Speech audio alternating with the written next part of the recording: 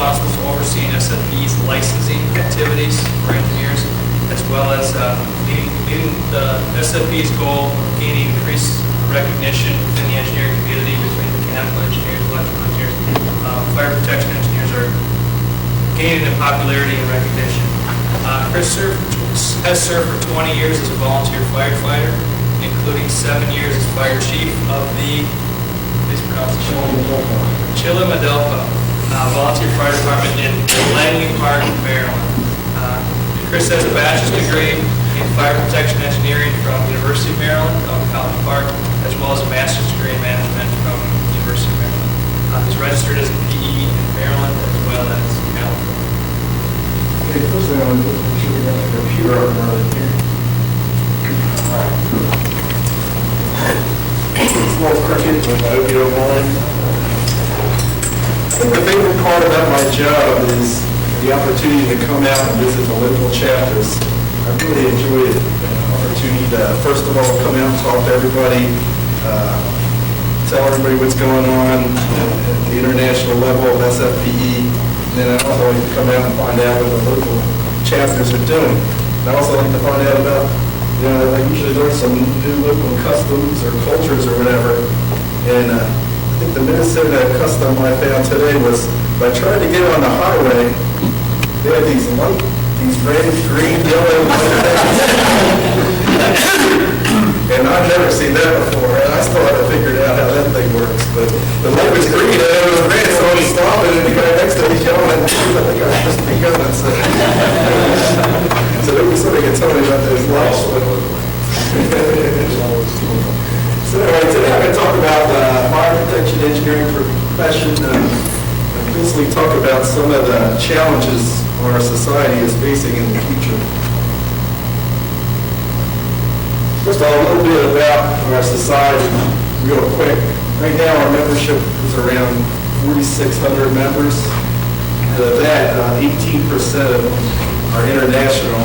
And that's probably the largest growing segment right now in our membership right now, is the international portion, especially in Asia Pacific Rim area. In 2004, we got close to 1,200 new members. By the way, feel free, if I talk about it, to chime in. I don't want to say, well, if anybody has any questions I want to talk about, feel free to ask along the way. In the last year or so, we opened up new chapters in Spain, Korea, Singapore, Savannah River, and the Mid-South chapter, which is in Tennessee.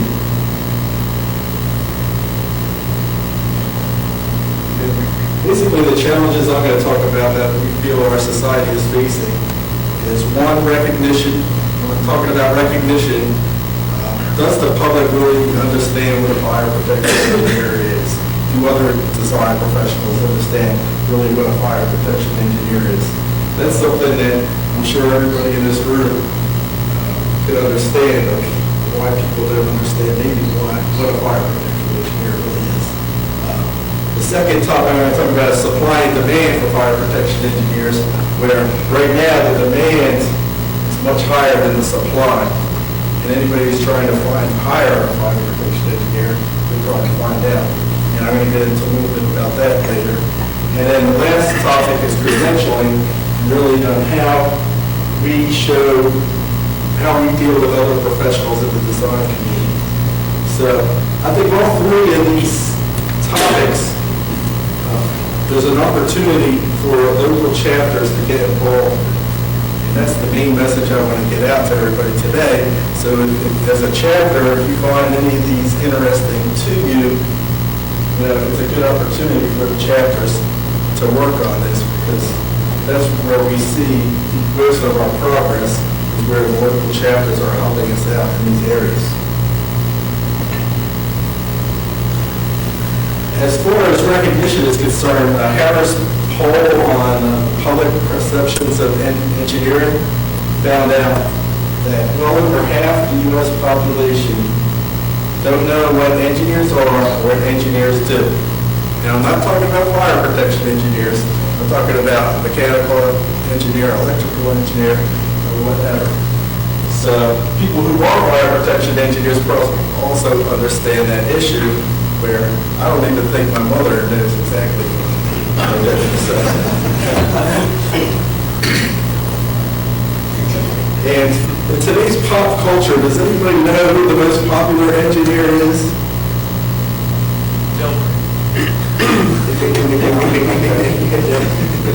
That's probably the most popular engineer right now.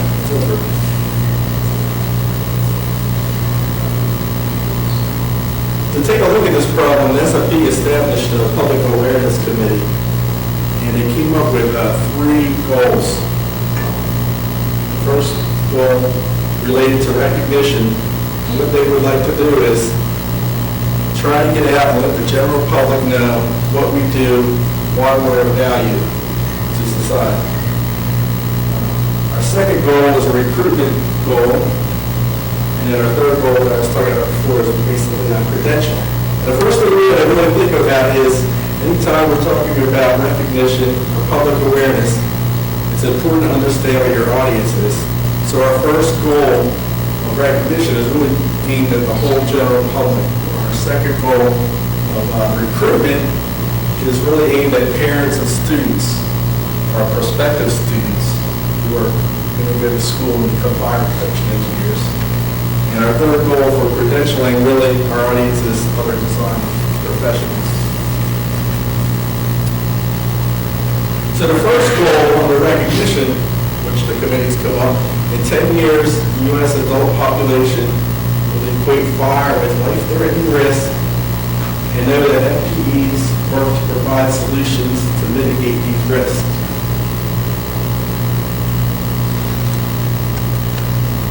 There's really 2 components of that goal. Really is, first of all, we want the world to know that fire is a risk, fire is a problem. Because people must know why. Why is it important that we have fire protection engineers? Well, to protect them from fire, basically.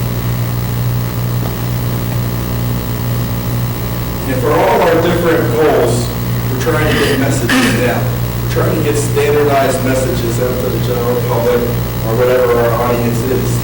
So if the Minnesota chapter wants to have a career fair, like some other chapters do, then there's certain messages that we want everybody to get out so that everybody's on the same page. So if you're in Minnesota, you're saying the same thing. If you're in California, everybody's saying the same thing. I think if everybody's together and has the same messages, then it will be easier to get the word out to the public. So when we design our messages, which I'll talk about in a second, it's very important that we have messages, first of all, the public understands them. 2, it's very helpful if they are interested in the media. So, and then also, these messages need to be supportive of what our goals are.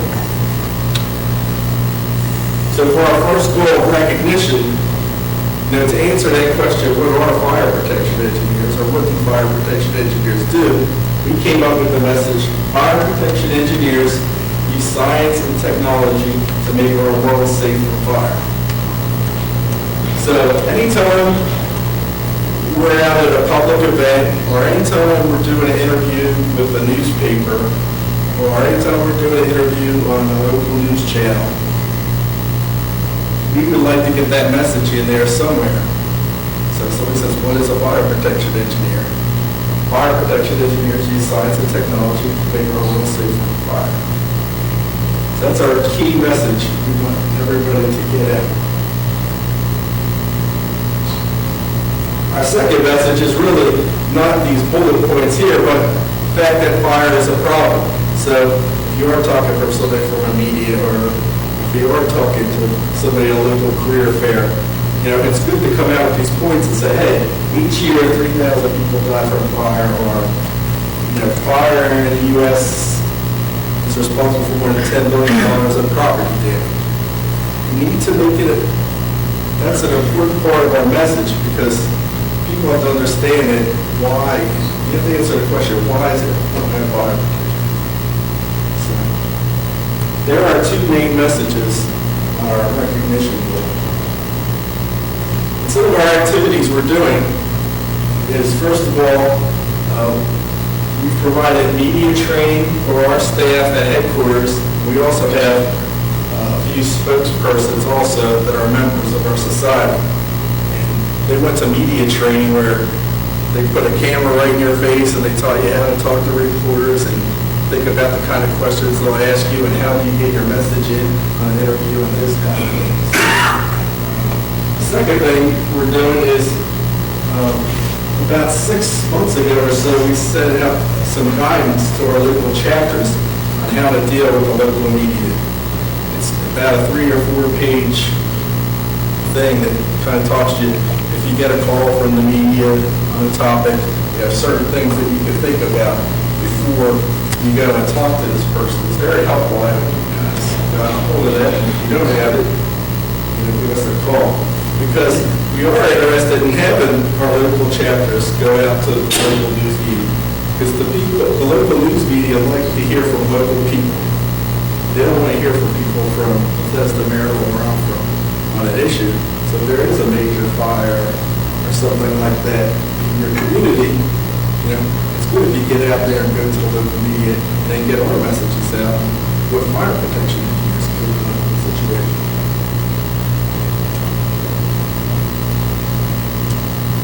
We also established a national media list, so when we do press releases, they go out to all the major media outlets.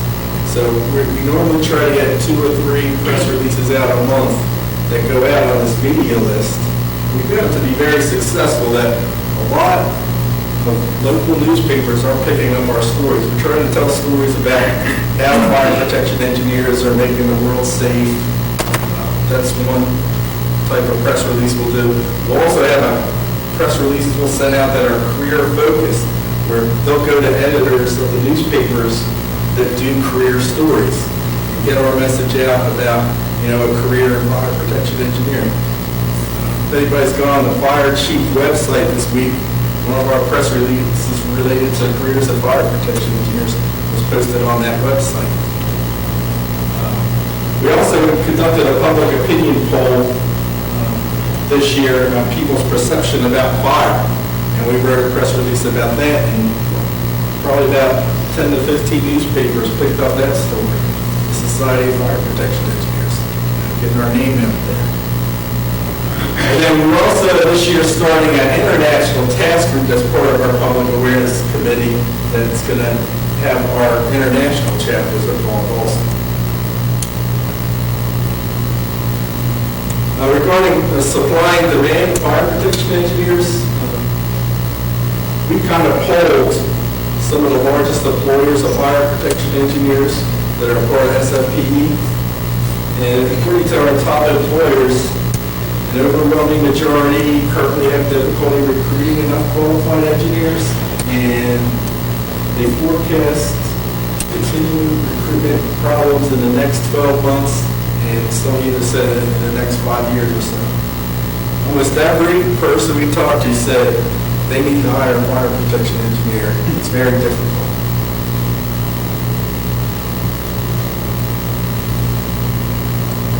So our recruitment goal is in 10 years, the number of practicing fire protection engineers will have quadrupled.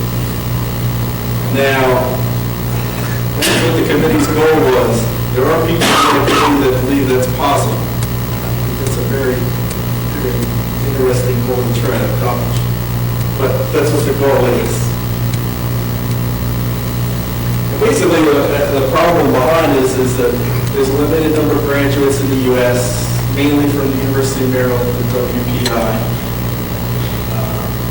It's a geography issue where most the larger portion of fire protection engineers appear to be in the northeastern part, talking about Boston, Maryland, those kind of areas. And then it's also a coast to coast, and we found border problem. Like California has some problems, Atlanta has problems. What's it like out here in Minnesota? Awesome. You were trying that. And the other part of the problem is we even found that people who've gone to school at the University of Maryland or people who've gone to school at WPI, they'll go to somewhere like St. Paul or something like that, or Atlanta is an area that's having a tough time right now. But the problem is, they want to go back home. They want to stay here for a year or two, but they'll eventually want to go back home. So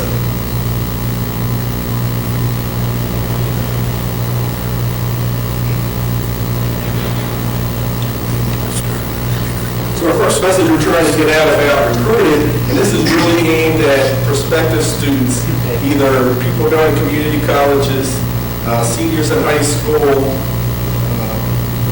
people currently in engineering programs now, people with bachelor's degrees that might go on to a WPI or something like that and get a master's degree in fire protection engineering. But our first message is fire protection engineers are high in demand. The number of jobs consistently outweighs the number of engineers available to fill them. And this is a quote by George Tove, who's a vice president of Rolf Jensen Associates, one of the largest employers of fire protection engineers in the world. Basically, his quote is, "There are simply not enough graduates to go around." Question? Sure. So with all this competition for fire protection engineers, what, in your opinion, how do we beat that competition? How do we get a leg up? What's our greatest money, location? Anything particular that will give me an advantage? That's an interesting question. I mean, money always hurts, of course, but I don't think that's always the solution. And I don't think we've ever looked at it specifically the way you're looking at it, or your eyes. Some firms hire one, others are not successful hiring a few of them. How do the winners win? Yes, let's really got you about it, yeah. I got you. Because we're kind of looking from the other side of the angle, but it is good to go ahead and talk to people who have been successful. Part of our problem around here, Steve, is that we don't have any schools for fire protection engineering like they do out east. And a lot of those firms out there are taking a lot of interns, which gives them a leg up on as soon as they graduate, what they're going to know. Yeah, we have no. Until we establish a program at the Minnesota system or their school in the area. And that's one thing I knew the Phoenix Fire Department has at one time had an intern program where they would bring out somebody going to school in Maryland or something for a semester in the summer. Fort Worth, Texas, did the same thing, where like Phil was saying, you get somebody out there, you get them to see your organization, what you're all about, and if they really enjoy the experience, they kind of go right into it. Yeah. One of the things that WPI and Maryland both have is distance learning programs. In fact, if you look at NFPA journal, you'll see ads in the journal that will be touting that distance learning program, where you literally don't have to set foot on campus to get your master's in fire protection engineering. So that's a way of doing that. In fact, I know of at least one student here that's considering doing that. And mechanical engineers or electrical engineers, chemical engineers, whomever from the University of Minnesota or Augsburg or St. Thomas or what have you, they can go for their master's in fire protection engineering and intern while you're, like we're talking about, intern at companies in Minneapolis, St. Paul, or anywhere in Minnesota, and be local. So they don't all have Eastern accents as fire protection engineers. So, and that's something that they've done successful in Atlanta, which might not help you out a lot, is the fact that like an engineering firm who does fire protection, they'll hire somebody with a mechanical degree or a civil degree. They'll give them the opportunities to take the distance learning, go to some of the NFPA classes, go to some of the SMP classes. If you really don't have somebody there mentoring them, it's kind of difficult.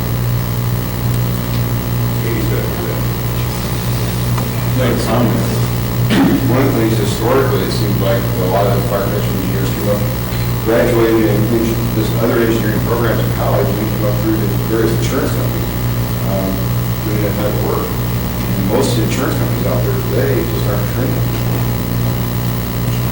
And it's contributed significantly to the shortage that's out there today. Another one of our messages is career fire protection engineer pays well, provides opportunities for world travel, and offers a chance to work in a variety of work environments.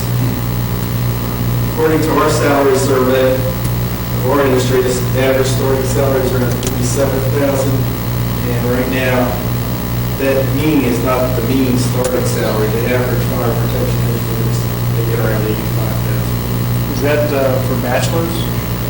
Yeah, that's anybody, whether you're a bachelor's, master's, everybody combined, 10 years experience, 2 years experience. So the average starting salary? Yeah, no, the average, the police, I'm sorry, that's for a bachelor's. We're offering 54 to start, advertising 54 to start with. We're offering, we raise our offer to 60. So, Wish I could give you a card today, I'll try. Some places that it's not really that cold. Even when it is, it's not that long. And our last message is kind of like that message, fire protection engineers make the world a better place. And actually, a lot of people we talk to, that's one of their motivational factors. It's no different than being in the fire department or anywhere else. You know, you have a feeling that you're really making a difference, you're doing something good today. You're helping to save people's lives. And this is a quote from Victoria Malachon, who works for she's a fire protection engineer with the National Fire Sprinkler Association at their headquarters out there in New York. And her thoughts on the career of fire protection engineers: when I wake up in the morning, I go to work knowing I have a cause I'm working.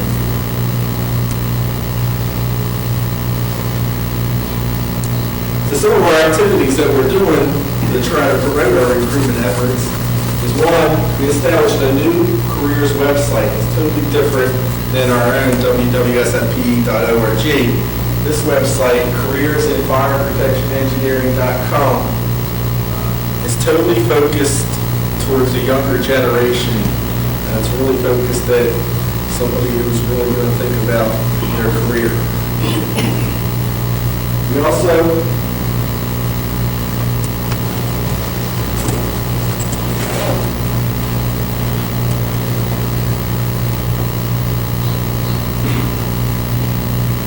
have an article by a fire protection engineer by the name of Andrew Valente, who's out of Florida. He works for Air Fire, that we have placed in a lot of different trade magazines on a career fire protection engineer. This is highlighted in this magazine called American Careers, which goes out to 2 million prospective students. And I got copies of this article if anybody's interested. And kind of talks about fire protection engineering, and it also talks about different careers in engineering also. And we also updated our career guide for what we hand out when we go to different career fairs and stuff. Now what I've seen on the local level is a lot of chapters start career fairs where they're going out to a local college, community college, or high school, or whatever, giving a presentation about career fire protection engineering. Actually, tomorrow afternoon, I'll be in New York City at John Jay College, where the New York Metro chapter of Society of Fire Protection Engineers is having a career fair in fire protection engineering at the John Jay College. We found that we could get a lot of engineering students, people that are tired of, that are mechanical or chemical done, or electrical engineers that are kind of just tired of being in that. We've been very successful in getting a lot of those students, so that's why we've been going to local colleges. It's been a good place to go.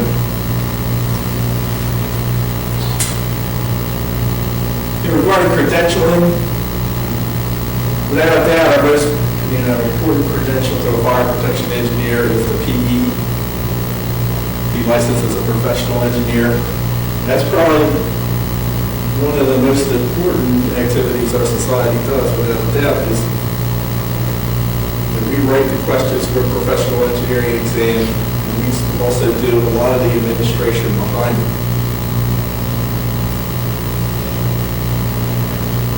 We also work with local, different states to assure that fire protection engineering is recognized in their state. Right now, fire protection engineers are recognized in every state but Hawaii and Alaska. And right now, there's stuff in the works right now with Alaska that their engineering board is looking at recognizing fire protection engineering.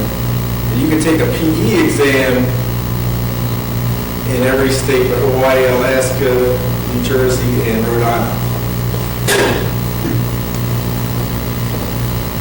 And our goal as far as credentialing is concerned, design professionals and AHJs will recognize that all 5 fire protection engineers have a specialized education, training, experience to design, supervise, or improve fire protection and life safety training.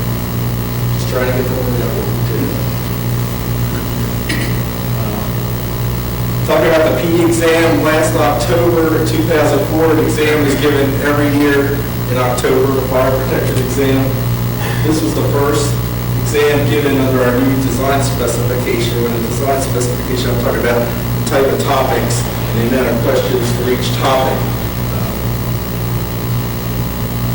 So every 7 years we change, we take a look at our profession, we go out and survey our profession, and based on that survey, that's how we decide what types of questions we ask them. So at one time, almost half the exam was based on water-based suppression systems. Now, out of 80 questions, it's probably about 12 or 15 questions on water-based systems. Last year, 194 people sat for the exam. First time pass rate, the people who took it for the first time, 51% passed. And for repeat takers, it's 27% passed. Talk about the new specifications. Some of the topics that are on the exam include fire protection systems, passive building systems, fire protection analysis, fire dynamics and human behavior.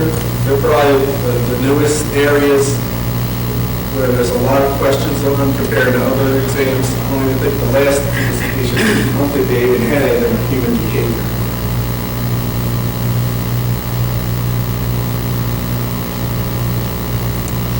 Some of the issues we're kind of dealing with licensing, first of all, is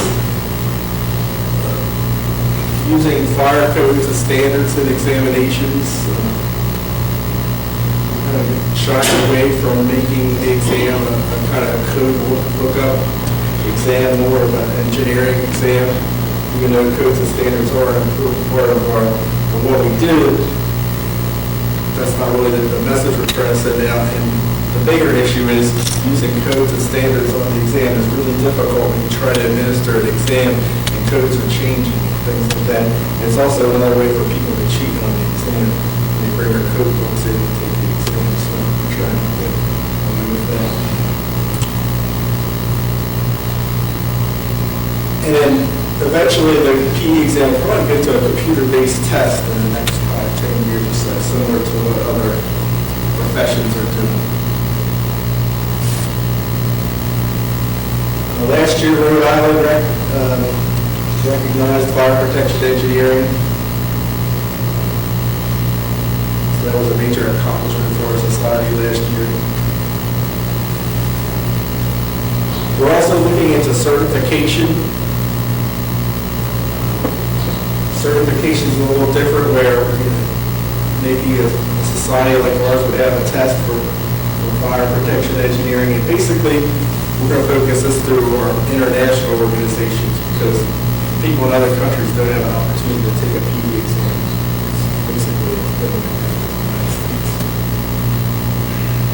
so basically what we do is support credentialing, we support the PE exam, we support local licensing issues involving fire protection engineering issues. Mainly, those issues involve the design of sprinkler systems, and what an engineer does and what a technician does.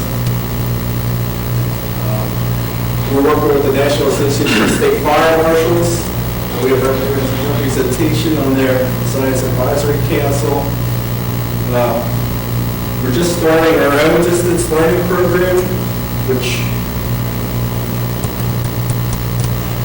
we received 2 Fire Act grants in the last 2 years to write distance learning programs. And these distance learning programs are mainly focused towards fire service professionals. They're not really geared toward fire protection engineers. They're more geared at people who work for a fire department, who are in fire prevention, or fire officers, or things like that. And just this week, or last week, we started the pilot for 5 distance learning classes. And actually, if you're interested in participating in the pilot, as part of our grant, people who participate in the pilot get it for free. And that information about that can be found on our website also. And the 5 classes that are up right now is one on sprinkler design, there's one on fire alarm design, one on structural fire protection, one on code officials guide to performance-based design, and one on human behavior in fire. And we were giving away 100 free registrations for each of those classes. Now, I looked this afternoon, there was, I think each class, except for one, had about 5 slots open, so if anybody's interested in participating, go to our website tonight or tomorrow morning. And the last thing we did is, we're in the process of updating our position statement on the design of fire protection systems, which was once known as the SFP White Paper. Our board of directors put together a task force that was made up of representatives of design engineers and people in the fire alarm industry and people in the sprinkler industry from the National Association, American Fire Alarm Association, and National Fire Sprinkler Association participated. And we're going to be placing a draft of this position statement on our website in the next 2 weeks or so for public comment. And the last time we put our position statement out in 1998, what was called the White Paper, it was very controversial. So when you have a moment in the next couple of weeks, take a look at that and read through that, because it really talks about, our whole main goal is so everybody knows that there is a place for technicians, there is a place for engineers. If everybody's doing their job together, public safety will be fine. So take a look at that and get a chance.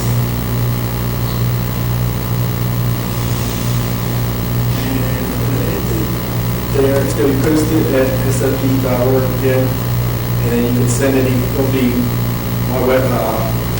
my email address will be up there. You can send any comments to me on there. I think that's all I have about right now. If there's any questions, Number 1, is this presentation available? I can make it available. Okay. And secondly, with regard to education or bringing the word out on fire protection engineering as a discipline for new prospective students, going to high schools and whatnot. You talk about going to colleges, but my guess would be better to get to the high schools when they're making the decision to go into a career path. And do you have material? Actually, first of all, there's a PowerPoint presentation on our website that's geared towards high school students, and that's just been updated recently. Scott Fitzgerald, our office has used that recently for high performance math and science students in District 279. We gave a presentation to school students using that PowerPoint presentation. And also, we have this career guide, and if anybody is interested in going out and giving those sort of presentation, you can just give us a call. We'll send you a whole bunch of career guides and other stuff you can hand out. We have lots of handouts that you can give out. So. I would assume that there's an association of high school counselors. Yes. Do you have contact with them? Yes, and actually, I think we're planning on exhibiting here, whatever their convention they have like a conference or convention or something like that. And that's one of our goals this year, actually, to go out to see them and then also the community colleges. So we have a lot of stuff we get like handouts and stuff like that. Just give us a call. We'll get a whole box of stuff. So if you're interested. Like I said, if anybody wants to see a copy of this today, I brought a few copies along. Chris, I just have a comment. You had mentioned the online, the distance learning through SFP. One thing just to note is that I signed up for it. I haven't started it yet, but I think the attraction to me was the fact that it's online and you do it on your own schedule. I know there's a lot of folks in this room have probably done the NFSA online seminars where you have to be there at 10:30, at your computer, and you follow along at that time. My understanding of this one is you do it whenever you have time. You look at your own pace. You go do it for an hour, you go do it for 10 minutes, you go do it for 4 hours, whatever, and you do it 24 hours a day. So, And you get CEUs when you complete it. And then when we do put it online to sell it or whatever, the price won't be a lot. I think we're only looking at $100 for an 8-hour course. I think that's pretty good. But right now it's free. For like 20 weeks. Does SFPE ever talk about maybe having a plan for, let's say, states such as Minnesota, as far as targeting universities or state college systems or whatever? That's a good question. I'm going to bring that up too. One thing we are doing, and actually, all the times it's happened, it's the local chapter has kind of started it, and we kind of helped out, is that go to some of the engineering schools and tell them about getting them to have 1 or 2 classes in fire protection, not a whole-blown fire protection engineering program, but a lot of places we went to, Georgia Tech is one of them. We're talking to them right now, and we're also talking to Brooklyn Polytech University in Brooklyn, and University of Texas already started a program where you go to either their civil engineering department or their mechanical engineering department and say, look, would you be interested in putting like on 1 class or something like that? And what we're trying to do is, at headquarters, is develop a curriculum so that we can take out and market this, not market, we don't sell it, but taking this curriculum out to different universities and say, here's a curriculum for a class of fire dynamics or something like that. Here you go. It's ready to roll.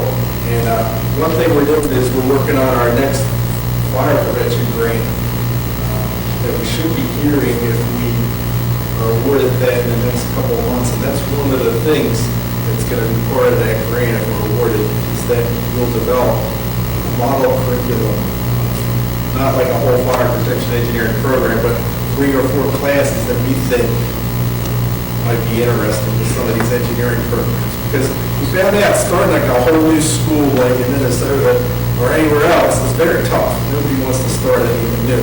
But we've kind of gotten in the door in a few places where it's 1 or 2 classes. And that, if it's people, that gets somebody interested to maybe go on to the distance learning programs at the master's level or to go out and look at a fire protection engineering consultant when they graduate as opposed to working for a mechanical consultant.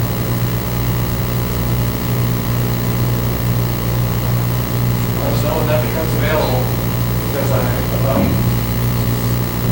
about 8 years ago, I spoke with the Minnesota engineering department regarding possibilities of starting some type of program for adult or even just a few classes. And it's amazing the amount of hand-holding that they wanted regarding this. Basically, they wanted you to lay it out for them, such as curriculum, who the instructors are going to be, the qualifications of the instructors, how many anticipated students you get in, cost of the classes, whether the program will be self-sufficient, university budget, and there's a lot of questions and concerns that they have.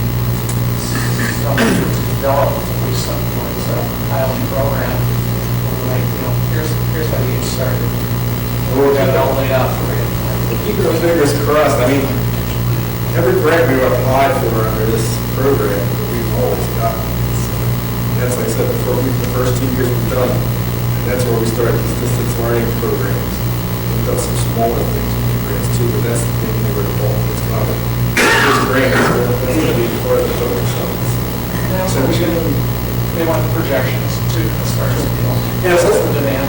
Sure, man, there's a lot of work that goes behind it, and that's why we need actually a grant. It's the only way we could probably do it. It's staffing that would take to put something together like that. Even the stuff, like you said, there is a lot of handling. Like right now, we're working with Georgia Tech and Oakland Poly. We're doing a lot of work for them. Like we're basically doing a market survey with Oakland Tech right now. We're writing questions for everything, and we're trying to get into the ring. One thing that would really be helpful with something like that is if you've got a number of companies in the area that were willing to have students as interns during the summertime and stuff like that. That would really push the educational community. You've got a number of big companies doing that. They'll consider it.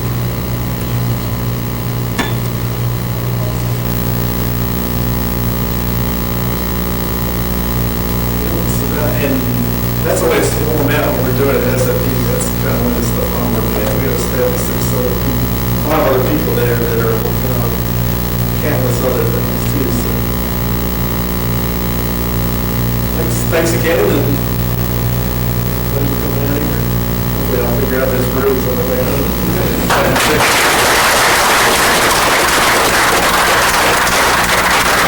Okay, thank you, Chris. Real quick before we wrap up, again, next meeting will be April 27th, which is Wednesday as always.